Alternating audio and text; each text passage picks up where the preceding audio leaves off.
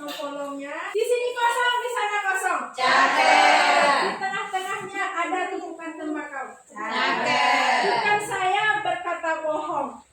Penampilan Bapak dan Ibu semua sangat memukau. Masya Allah. Nah, gimana kabarnya hari ini teman-teman hebat? Alhamdulillah luar biasa, tetap semangat. Allahu Akbar. Sekarang kita ganti ya. Ketika ditanya gimana kabarnya hari ini, jawabnya alhamdulillah, sehat jasmani, sehat rohani, sehat ekonomi. Yang harus dipahami bahwa kalam doa, setiap perkataan adalah Doa. Gimana kabarnya hari ini? Alhamdulillah sehat jasmani, sehat rohani, sehat ekonomi. Bapak Ibu hebat, setiap kita mengikuti sebuah kegiatan kita harus berusaha mengikutinya dengan penuh bahagia. Sepakat itu? Kita ulangi lagi. Gimana kabar hari ini? Alhamdulillah sehat jasmani, sehat rohani, sehat ekonomi. Baik, untuk memulai, Bapak dan Ibu silahkan dicari pasangan masing-masing. Silahkan dalam bentuk ketiga cari pasangan dan saling berpegangan tangan ya. 1, 2, 3. Dapat pasangan semuanya? Yang belum dapat pasangan kita doakan mudah-mudahan segera dipertemukan pasangannya. Tugasnya sama pasangan nanti kita akan mengepalkan tangan. Bisa mengepalkan tangan Bapak dan Ibu? Coba tangannya. Sekuat-kuatnya. Nah, kita bergantian saling membuka kepalan tangan teman. Tapi kita yang punya kepalan tangan harus mempertahankannya. Nanti siapa yang paling mampu bertahan akan dikasih hadiah oleh Bu Hilda Tri. Bisa kita coba Bapak dan Ibu? 1, 2, 3. Berdiri dari pasangan masing-masing. Takbir. Takbir. Oke, dalam ketiga kita mulai ya. 1, 2, 3. 1, 2,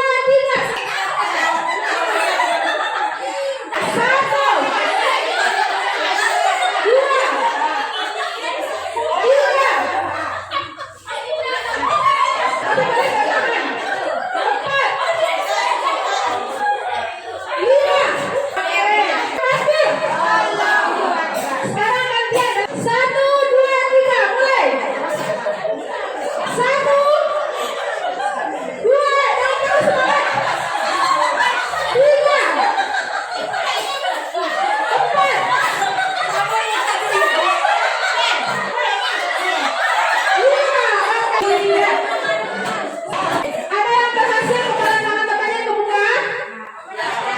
Ada ya, yang belakang itu terbuka kepala tangannya ya. Dari permainan sederhana ini kira-kira apa hikmah yang bisa kita ambil Bapak Ibu hebat? Iya. Siapa yang memegang kontrol dari kepala tangan Bapak dan Ibu? Diri kita sendiri. Jadi ketika kita memutuskan tangan kita harus dikepal, mau dibuka seperti apapun oleh orang, maka orang tidak akan mampu membukanya. Mau dengan cara yang keras, lembut, atau dengan godaan, dengan gelitik, tangan kita tetap akan utuh kepalanya. Tapi ketika kita yang memutuskan kepala tangan kita dibuka, walaupun teman yang membuka pun tidak menggunakan usaha yang keras, maka kepala tangan tadi akan terbuka. Begitu juga dengan hidup kita. Kita mau jadi guru hebat atau guru biasa saja, itu keputusannya di tangan kita. Kita mau menjadi perempuan dan laki-laki istimewa atau tidak, itu tergantung diri kita, tidak tergantung orang lain. Jadi apapun yang terjadi dengan diri kita hari ini, itu semua adalah pilihan kita, bukan karena orang lain. Bapak dan Ibu sepakat? Sepakat. Nah, itu hanya permainan sederhana. Bapak dan Ibu, sama-sama kita ketahui bahwa daya tahan konsentrasi kita hanya 15 menit. Benar atau tidak? Lewat dari 15 menit, ketika kita masih mendengar, maka pikiran kita akan ke tempat yang lain. Untuk menyiasati yang 15 menit ini, waktu yang 15 menit ini kita manfaatkan sebaik-baiknya. Lewat dari 15 menit, kita gunakanlah untuk ice breaking, game dan segala macamnya. Begitu juga dengan proses pembelajaran di kelas. Jadi ketika siswa kita mulai heboh, itu tidak kesalahan mereka. tapi kelalaian kita. Cuman kan kelebihan kita selama ini sebagai seorang guru, kita merasa sebagai individu yang paling benar, paling baik, paling harus diikuti tanpa peduli apa yang diinginkan oleh anak-anak kita. Nah, hari ini kita akan berbicara sedikit tentang budaya positif. Menurut Bapak dan Ibu, budaya positif itu apa? Ada yang tahu? Iya, yang baik-baik. Tepuk tangan untuk Ibu Nurga, saya bisa.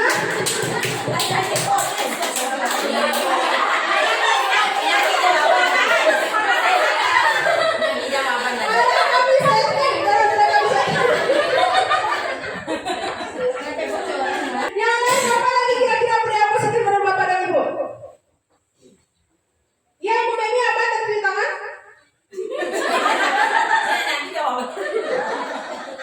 Ya, apa lagi budaya positif?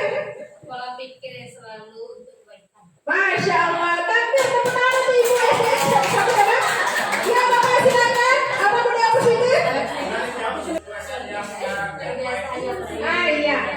Kalau intinya budaya positif itu segala sesuatu yang baik-baik yang kita laksanakan dan kita budayakan di sekolah.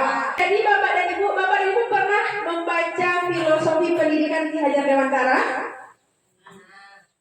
Apa isinya? Menurut Ki Hajar Dewantara, kita sebagai seorang pendidik hanya menuntun, mengarahkan siswa kita yang sudah punya potensi sejak awal. Jadi kalau menurut KHD itu siswa kita itu bukan kertas kosong, tapi kertas yang sudah ada garis samarnya. Kita hanya menjelaskan. Jadi kalau kita pelajari tentang filosofi KHD, maka disitulah kita tersadar bahwa selama ini sebagai seorang guru kita telah melakukan banyak dosa dan kekeliruan. Bukan semua harus memiliki skill yang sama, tetapi siswa kita merupakan pribadi-pribadi yang unik, pribadi-pribadi yang berbeda, memiliki kemampuan berbeda. Nanti mereka di masa dewasanya ada yang mau jadi pengacara, jadi dokter, jadi pilot, jadi tidak harus semuanya sama. Betul begitu Bapak dan Ibu? Kita coba ice breaking mau? Mau, oke. Kalau kami bilang tepuk satu kali tapi jawab oke gitu. Bisa? Kalau kami bilang tepuk dua kali sambil meneriakkan yes 2 kali. Bisa Bapak dan Ibu? Kalau kami bilang tepuk 3 kali sambil meneriakkan kami keren. Bisa? Tepuk 1 kali. Iya, suaranya keluarkan. Tepuk 2 kali. Yes. Tepuk 2 kali. Yes. Tepuk 2 kali. Iya. Tepuk 3 kali. Tepuk 3 kali. Tepuk 2 kali. Tepuk 1 kali. Tepuk 3 kali. Iya. Tepuk 3 kali. Tepuk 2 kali. Nah, kita lanjutkan. Jadi intinya kita pendidik hanya menuntun siswa kita menuju kesejahteraan, menuju kejayaan sehingga meraih keselamatan yang setinggi-tingginya baik untuk dirinya sendiri maupun di tengah masyarakat sesuai dengan zaman dan kodratnya. Jadi kita tidak bisa membandingkan dulu guru kita bisa mengajar kita dengan rotan. Sekarang kita tidak bisa lagi mengajar siswa kita dengan rotan. Kenapa? Mereka akan beralih ke gadget. Gadget tidak pernah memukul mereka dengan rotan. Kalau zaman dahulu kita dirotan oleh guru kita tidak ada pilihan yang lain gitu ya. Kita tidak ada pilihan gadget. Yang positif ini penerapan positif atas dasar kesadaran dari diri sendiri, bukan atas dorongan orang lain, termasuk siswa kita. Ketika kita bisa memotivasi mereka berbuat baik, berakhlak baik, bersikap baik atas kesadarannya sendiri, maka dimanapun mereka berada, mereka akan selalu memiliki akhlak yang baik, sikap yang baik, aktivitas yang positif. Tetapi kalau mereka memiliki budaya positif karena gurunya, maka di belakang gurunya mereka bisa melakukan hal-hal yang negatif. Sebelum budaya positif terbentuk, akan ada lingkungan positif. Jadi budaya positif hanya bisa terbentuk dari lingkungan positif. Kalau kondisi lingkungan rusak, lingkungan negatif, maka mustahil budaya positif akan terbentuk. Kalaupun ada, itu sifatnya personal, hanya pribadi-pribadi dan jumlahnya tidak banyak. Untuk bisa menciptakan lingkungan positif, kita harus memiliki keyakinan keras. Bapak dan Ibu ada yang pernah membuat keyakinan keras? Sebenarnya rata-rata semua kita pernah membuat keyakinan keras atau disebut juga dengan kesepakatan. Dari di berbagai tempat, kesepakatan keras ini sudah menjadi hal yang biasa ya Bapak dan Ibu. Nah, ini contoh kesepakatan kelas. Nah, ini contohnya. Yang pertama, selalu menjaga kebersihan kelas dan halaman sekolah, saling menghargai dan menghormati, saling bekerja sama, saling membantu dan bergotong royong. Nah, kita juga bisa menerapkan ini di kelas kita. Kalau kita sudah punya kesepakatan kelas, kita punya komitmen dengan siswa kita akan melaksanakannya, menerapkannya, otomatis kita akan punya tolak ukur dalam penerapan disiplin di kelas kita. Tujuannya tentu terbentuknya pribadi-pribadi yang baik, teratur, yang tentunya nanti akan berdampak terbentuk lingkungan positif, lalu lahirlah budaya positif di tempat kita. Nah, sebelum kita lanjut, kita akan mencoba menyusun contoh-contoh kesepakatan kelas yang bisa disusun di kelasnya. Mana kertas ikut kita tadi kan? Oh iya.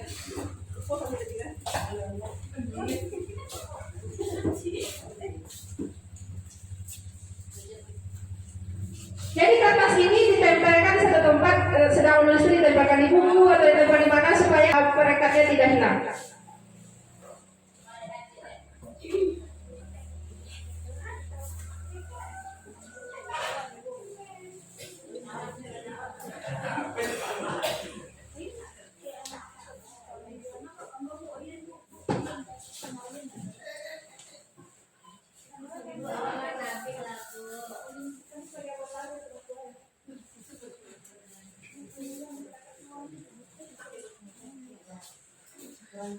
Kita coba buat bentuk kesepakatan kelas ya yang bisa kita kerjakan di kelas masing-masing.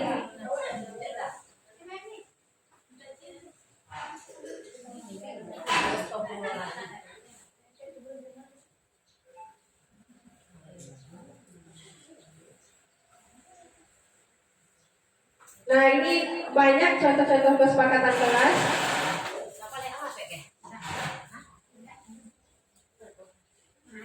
Nah, silakan coba Bapak Ibu susun kesepakatan kelas yang bisa diterapkan di sekolah masing-masing. Jangan lupa menuliskan nama pada kertas tersebut. Nanti kalau kurang kan bisa ditambah.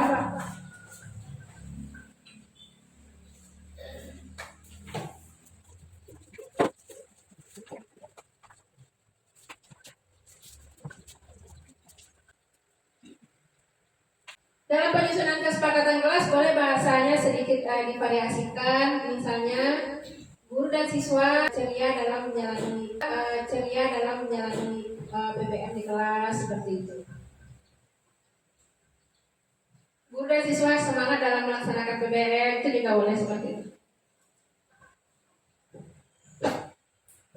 Hasil kesepakatan kelas yang sudah kita tulis nanti kita tempel di salah satu dinding atau di depan juga boleh.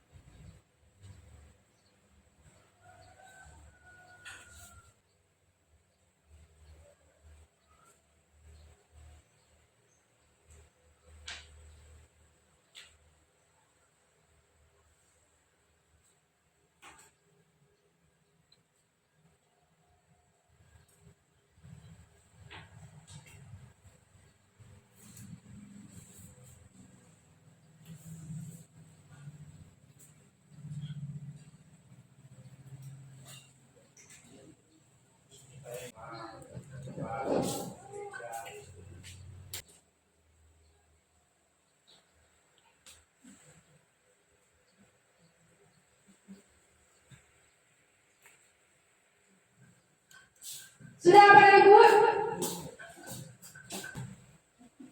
Baik, dalam hitungan ketiga semuanya selesai ya Bapak dan Ibu. 1, 2, 3. Iya, tepuk tangan untuk kita semua. Baik. Dalam hitungan ketiga silakan semua kesepakatan kelas yang telah ditulis ditempel di pintu kelas kita ini. Yang di ruangan ini, pintu ini, yang di ruang belakang, pintu belakang biar tidak terlalu repot. Silakan ditempel Bapak dan Ibu. 1, 2.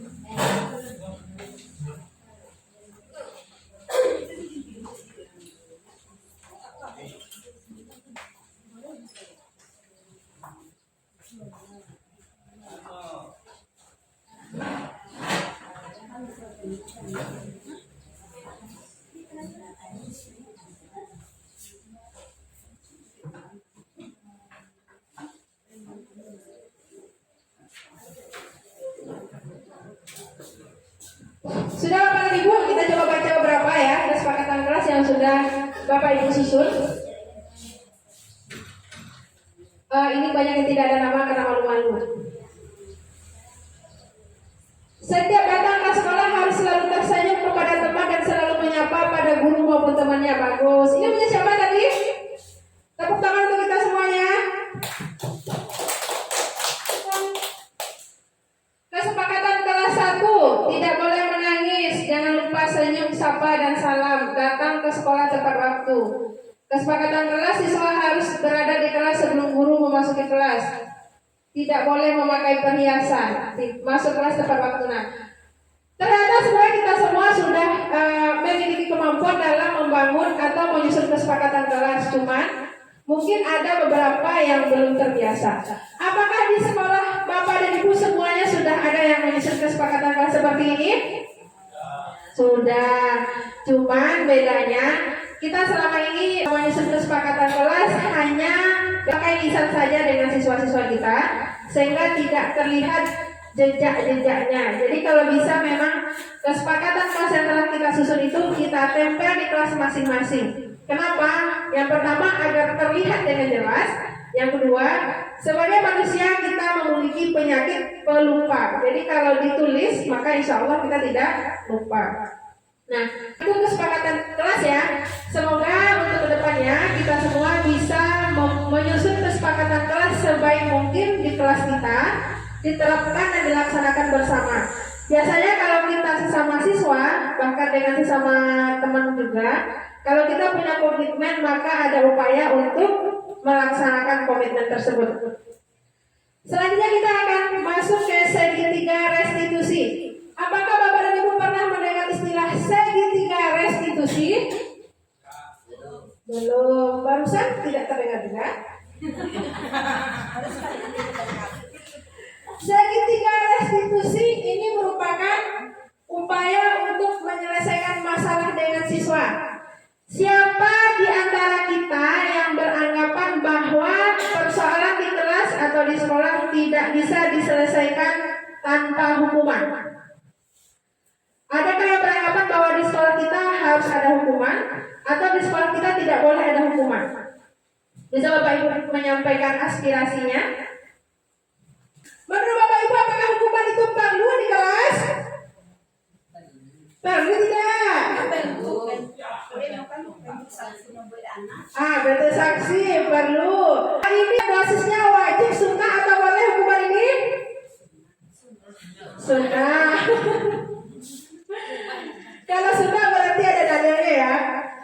Jadi ternyata kalau kita lihat dari yang diarahkan untuk kurikulum Merdeka sekarang, ternyata untuk mendisiplinkan siswa tidak menggunakan hukuman, tapi menggunakan segitiga restitusi. Segitiga restitusi ini ada tahapannya, validasi tindakan yang salah, menstabilkan identitas, menanyakan keyakinan, seperti apa bentuknya. Kami coba perlihatkan video sebentar ya Bapak dan Ibu. Ini kebetulan video kami sendiri karena ingin eksis. Jadi video sendiri aja diputar.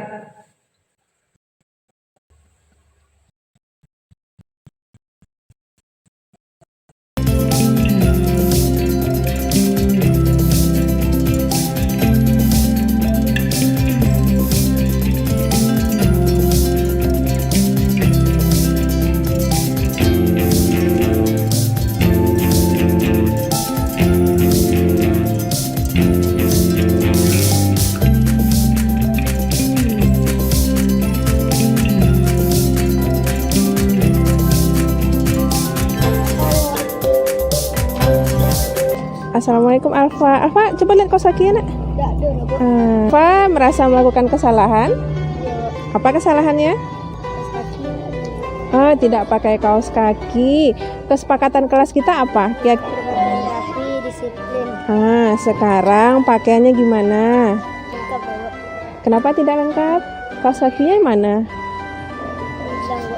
Hilang. Nah, berarti Alfa tahu kesalahannya apa? Tidak lengkap, Bu. Tidak lengkap. Langgar keyakinan kelas atau tidak? Tidak, Bu. Apa yang dilanggar? Tidak lengkap. Pakaian tidak lengkap.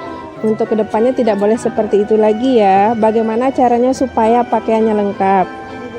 Dibeli lagi. Kalau seandainya Alfa disiplin, tertib, kira-kira itu baik atau tidak untuk Alfa? Apa manfaatnya pakaian Alfa lengkap? Rapi, lebih lengkap, Bu. Iya, untuk besok-besok dilengkapi ya, tidak apa-apa. Hari ini berbuat kesalahan tidak apa-apa karena semua kita pernah melakukan kesalahan. Pekan lalu juga ada temannya yang melakukan kesalahan tidak pakai kaos kaki. Untuk kedepannya tidak diulang lagi ya nak ya. Nah ya, sekarang silakan masuk ke kelas. Terima kasih ya nak.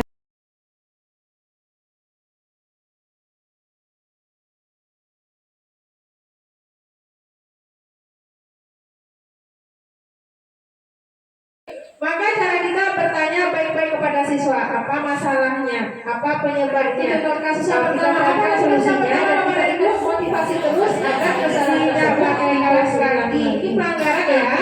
Nah, kalau dalam segitiga restitusi seperti itu, untuk menerapkan ini memang sulit. Kira-kira Bapak Ibu sulit atau mudah? Sulit. Apalagi satu kali kita sampaikan, dua kali kita sampaikan, tiga kali kita sampaikan tidak berubah, maka perlahan akan tumbuh tanduk di kepala kita.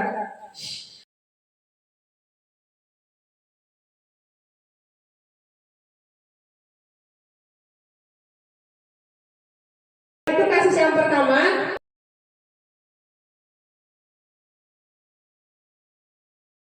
Tapi insya Allah ketika ini perlahan kita terapkan akan ada perubahan. Memang Maaf Surya. Kenapa sayang? Sudah tidak istirahat? Kenapa nak? Ada masalah? Kita berbuat untuk kasus yang Ada apa nak? Lah, kenapa sayang? Saya dan Samijan, Bu. Buku apa? Matematika, Bu. Kenapa diambil nak? Kapan diambil? Nah ya, nanti ibu panggil Isannya ya. Ican tahu kenapa ibu panggil? Kenapa? Karena ada salah. Apa salahnya sayang? Mengambil buku teman. Kenapa diambil? Pengen aja, Bu. Itu sikapnya salah atau benar nak? Salah. Melanggar keyakinan kelas atau tidak? Iya. Apa keyakinan kelas kita? Menjaga ketertiban kelas, Bu. Nah, Tidak mengganggu teman. Menjalin persahabatan dengan teman-teman kelas. kita sudah mengetahui kesalahannya. Sudah, Bu. Itu tidak apa-apa. Semua kita pernah bersalah. Teman-teman sebelumnya juga pernah bersalah. Nah, untuk kedepannya tidak diulangi lagi ya nak ya. Iya. Kalau tidak diulangi lagi, kira-kira apa manfaatnya untuk Isan?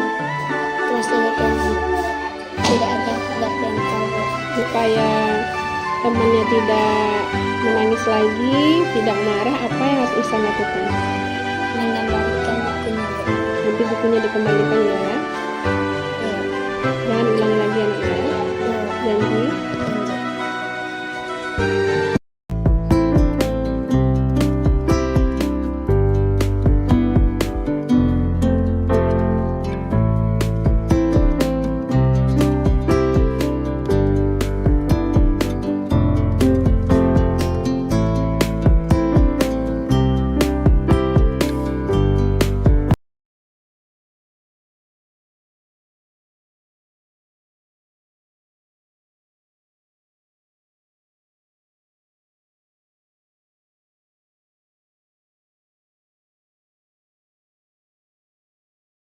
Nah, kasus kedua apa masalahnya Bapak dan Ibu? Iya, mengganggu temannya. Tepuk tangan dulu kita semua. Nah, kalau berdasarkan segitiga restitusi, seperti ini cara menyelesaikan masalah pada siswa. Memang untuk bisa menyelesaikan masalah seperti ini, yang pertama kali kita kendalikan adalah diri kita sendiri. Kalau diri kita tidak terkendali, emosi kita tidak terkendali, mustahil bisa melaksanakan ini. Kenapa? Karena yang namanya tidak terkendali, otomatis yang ada hanya kemarahan. Jadi kami pernah bertekad ketika marah kepada siswa itu menggunakan, kalau terpaksa marah kepada siswa itu menggunakan bahasa Indonesia. Ini contoh pelaksanaan. Kalau menggunakan bahasa Indonesia saat marah itu bahasa lebih tertata. Tapi kalau kita marah dengan bahasanya, bahasanya seluruh koleksi yang ada di perpustakaan bisa setelah pura-pura tidak pernah melihat ini ya, pura-pura tidak tahu aja. Segitiga restitusi, Bapak Ibu masih semangat? 1, 2, 3, berdiri di samping kursi masing-masing.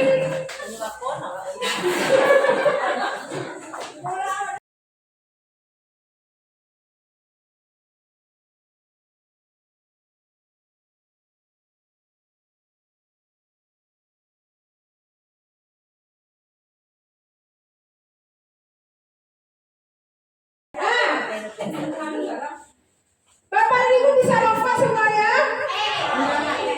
Ini tinggal lain gitu. Yang mau dipakai. Nah, kalau kami bilang go, Bapak Ibu lompat ke depan, bisa? Coba kita tes.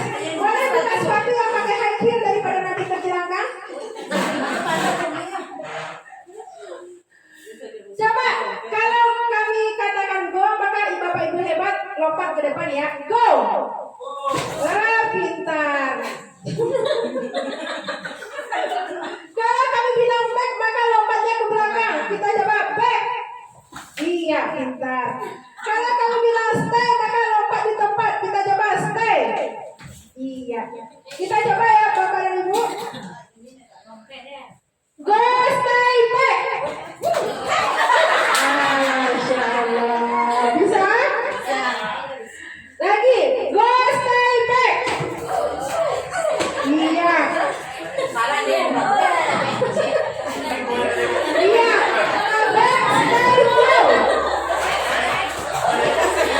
Ambil kesempatan.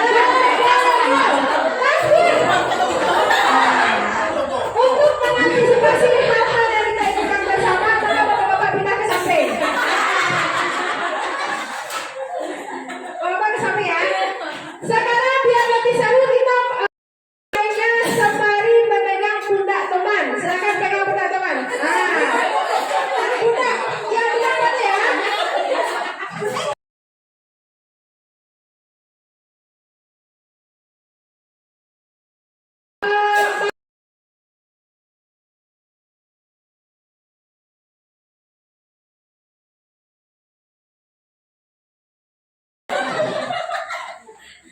Kita coba go, go, go. Dua kali. Lagi coba. Go, go, go.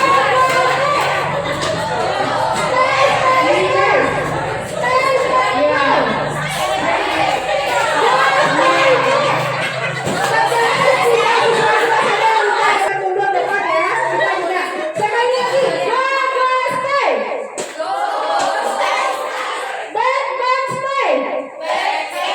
Alhamdulillah, takbir. Silakan kembali.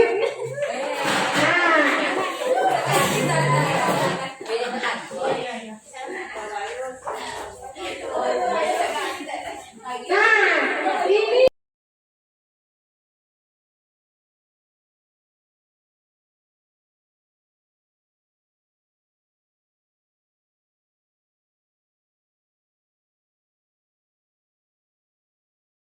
siswa kita.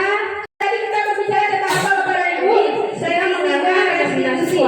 Ciri-ciri bisa belajar. Yang pertama, bukan memang menemukan kesalahan, tapi untuk kita coba dari kesalahan. Contohnya, memang untuk proses, kita tidak bisa memakai kaos kaki. Yang kedua, memperbaiki hubungan. Jadi antara siswa dengan guru itu tidak ada ketakutan ya. Kalau sekarang kan kita bisa siswa kita kadang melihat keadaan kita, mereka lari, kabur, ketakutan, menghindar gitu ya.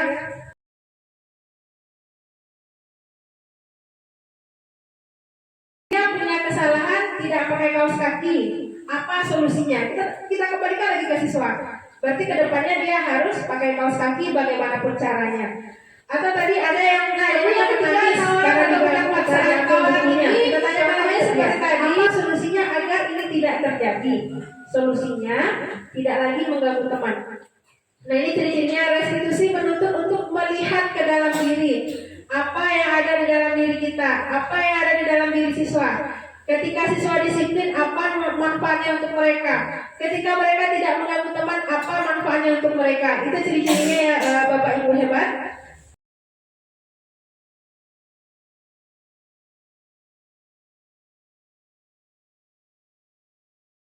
Masa-masa SD ini merupakan kenangan yang paling melekat di hati kita, di pikiran kita. Begitu juga dengan siswa kita. Berfokus pada solusi. Jadi kita di sini mencari solusi, bukan berfokus mencarikan hukuman yang tepat. Kita sama-sama rasakan ya Bapak Ibu. Yang paling kita ingat sampai hari ini itu adalah guru SD.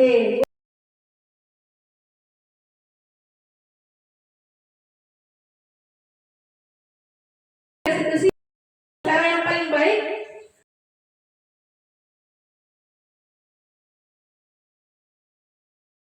Ini ciri-ciri segitiga restitusi: menuntut melihat ke dalam diri, mencari kebutuhan dasar yang mendasari tindakan, cara berfokus pada karakter bukan tindakan. Restitusi mengembalikan murid yang berbuat salah pada kelompoknya. Jadi kita tidak membuli siswa ini ketika mereka bersalah. Nah, ini ada kebutuhan dasar manusia Bapak dan Ibu.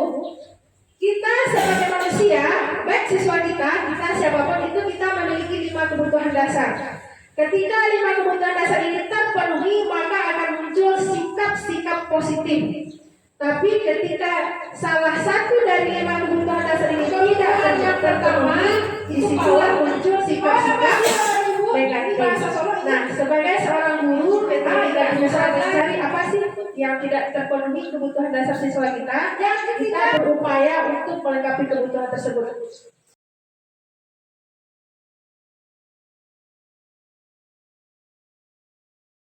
Love and belonging. Ada yang tanya apa dia? Kita semua.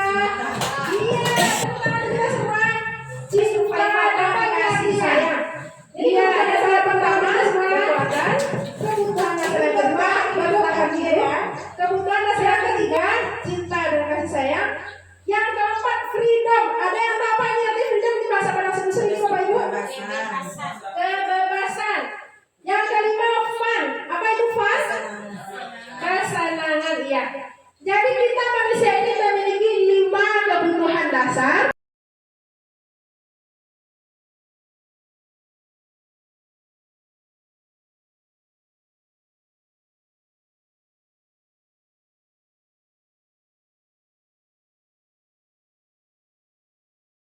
Kekuatan, kesenangan, kebebasan, cinta dan kasih sayang bertahan hidup. Begitu juga dengan siswa kita, kalau termasuk kita sendiri berperilaku negatif, kurang baik, tidak disenangi, bahkan profesional tidak diharapkan oleh orang, bisa jadi salah satu dari kebutuhan ini tidak terpenuhi. Sosial, ya kita tepuk tangan untuk kita semua.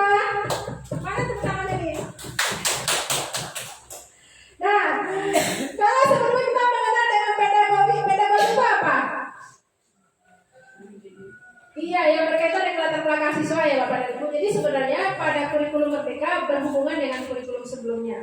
Jadi kita sebagai seorang guru mesti memahami siswa kita. Ketika dia berada, teman-teman di sana menangis, pokoknya bikin kekacauan, itu mungkin dia butuh perhatian karena di rumah tidak didapatkannya. Nah, kita penuhi itu di sekolah. Siswa kita ini mungkin di mana dia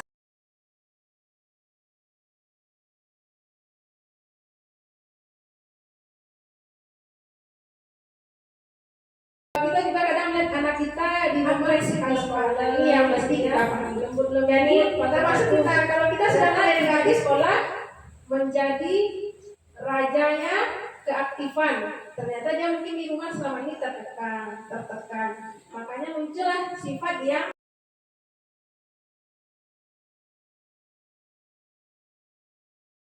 sikap kita mulai kita tanyakan apa kebutuhan aku belum terpenuhi ya.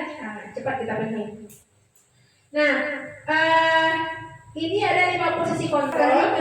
Ternyata sampai pelajaran Bapak dan Ibu itu ternyata kita sudah berada pada posisi penuh, berada pada contohnya siswa terlambat satu kali merasa bersalah, 2 kali kita ketahuan. Yang keempat itu ada pemantau, ada atau monitor.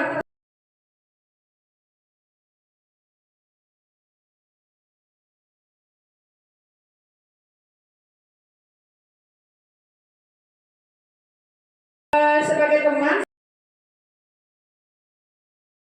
Nah, yang posisi kontrol terbaik yang seharusnya kita miliki adalah posisi manajer dengan menerapkan segitiga restitusi yang seperti yang telah kita tonton pada video sebelumnya.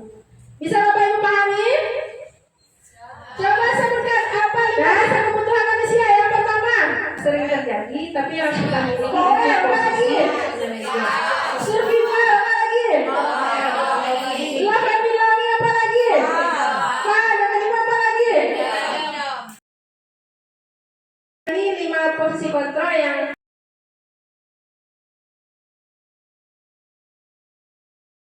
apa sih tujuannya kita menerapkan segitiga restitusi? Tujuannya kita menerapkan posisi kontrol agar perilaku manusia itu terlahir dari motivasi dari dalam dirinya sendiri. Jadi motivasi itu ada dari internal, ada dari eksternal. Kalau dia berupa hukuman itu dari internal atau eksternal Bapak dan Ibu?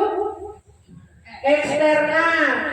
Kalau dari imbalan misalnya, jadi ternyata sebagai seorang guru kita terlalu sering memberi hadiah kepada siswa itu juga tidak baik.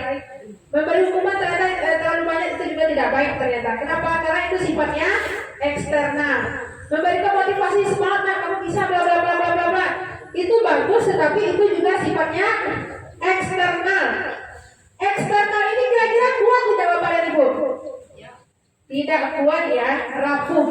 Ketika tidak ada lagi yang memberikan tekanan, ketika tidak ada lagi yang memberi hukuman, ketika tidak ada lagi yang memberi hadiah, ketika tidak ada lagi yang memberi motivasi, maka aktivitas positif tadi, sikap-sikap positif tadi, budaya positif tadi tidak dilaksanakan. Tetapi kalau dia dari internal, dari dalam dirinya sendiri, contohnya saya menjadi guru yang seperti ini karena saya ingin menjadi lebih baik, ingin membangun diri saya menjadi lebih baik.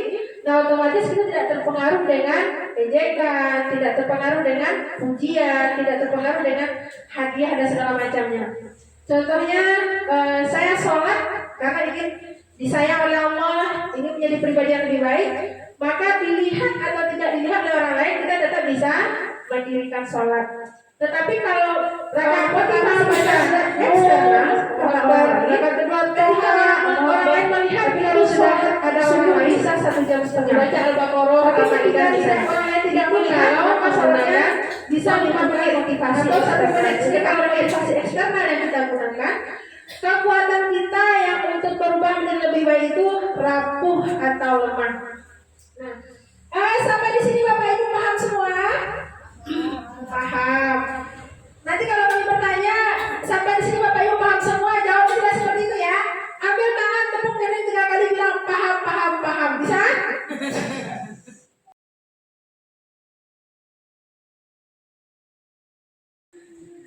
Maaf Bapak Ibu, kami biasa berbicara di depan anak SD, SMP, SMA. Lupa kami kalau di sini adalah senior-senior kami. Kami pura-pura tidak tahu aja kan? Sampai di sini Bapak dan Ibu paham semua?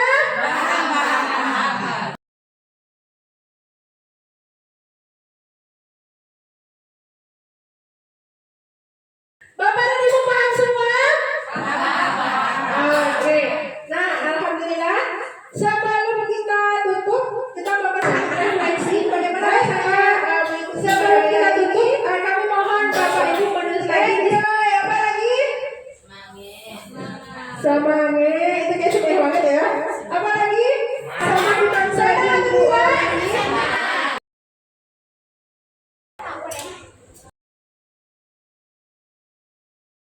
Stigma yang pertama 5 kebutuhan dasar manusia, yang kedua 5 posisi kontrol di stigma tadi.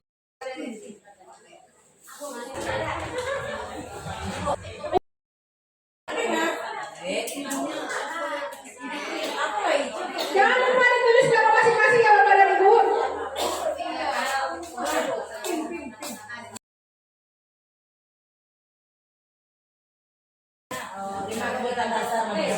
Ya, yang pertama 5 kebutuhan dasar manusia, yang kedua 5 posisi kontrol. Ditulis nama masing-masing, nama SD tidak ditulis nggak apa-apa. 5 kebutuhan, 5 posisi.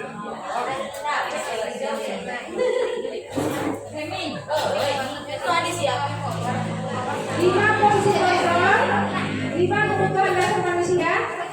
Sudah selesai Bapak dan Ibu? Oh.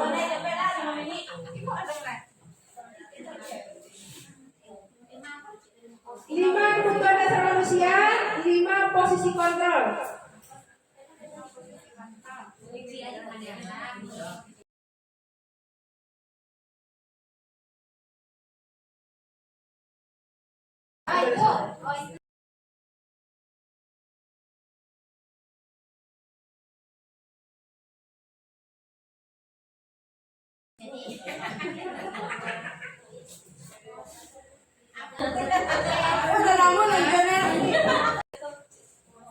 Dua kertas kayak satu kertas tidak muat seperti ini. 5 posisi kontrol dan 5 kebutuhan dasar manusia. Oh, nyanto-nyanto ya, Pak.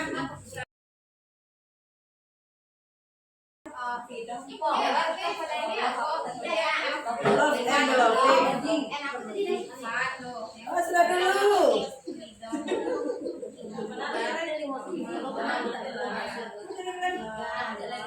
Oh, sudah dulu. Oi.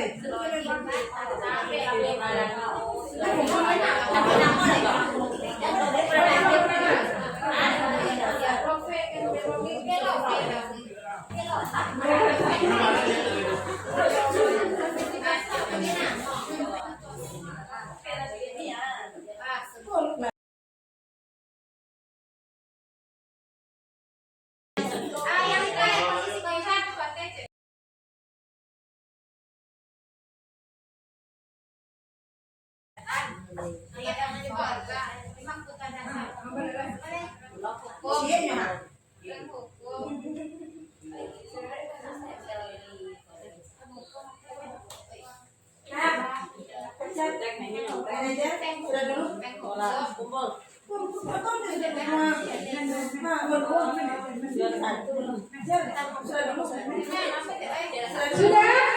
Silakan ditempel di pintu yang terlihat dari sini ya Bapak dan Ibu. Pintu yang sebelah sana. Silakan ditempel.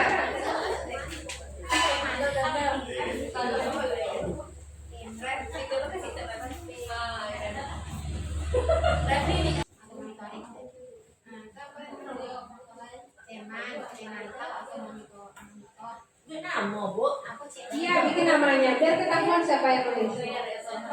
Pembawa rasa bersalah.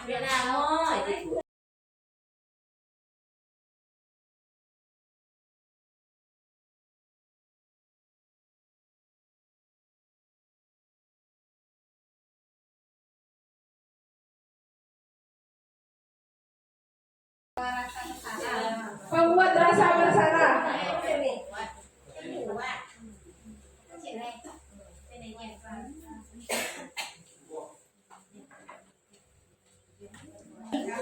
Ya silakan dalam hitungan ketiga ditempel dulu semuanya. Selesai tidak selesai. 1, 2. Insya Allah tidak ada 3 kelas itu dulu merdeka ya Bapak dan Ibu, tenang saja. Naik kelas semua, lulus.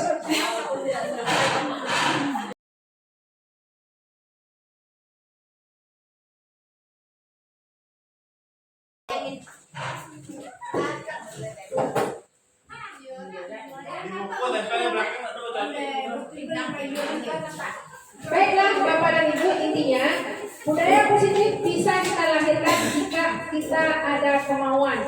Kita sedangkan melahirkan budaya positif, mengupayakan melahirkan disiplin positif dari diri kita tanpa harus memaksakan teman-teman sejawat.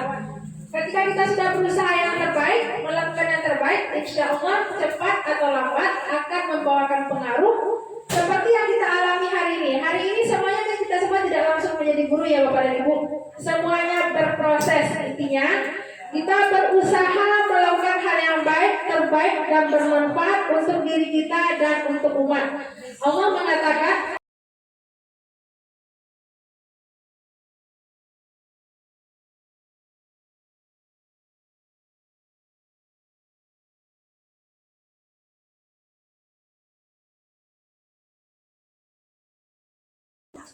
bahwa manusia terbaik, umat terbaik adalah pribadi yang bermanfaat untuk orang lain. Itulah umat yang terbaik. Nah, jadi kita berusaha menciptakan kebaikan, menyamai benih-benih kebaikan tanpa menunggu instruksi, tanpa menunggu semuanya baik terlebih dahulu. Insya Allah setiap yang kita kerjakan sekecil apapun tidak akan sia-sia, akan membawa nilai dan akan membawa dampak terhadap kita. Baik, kalau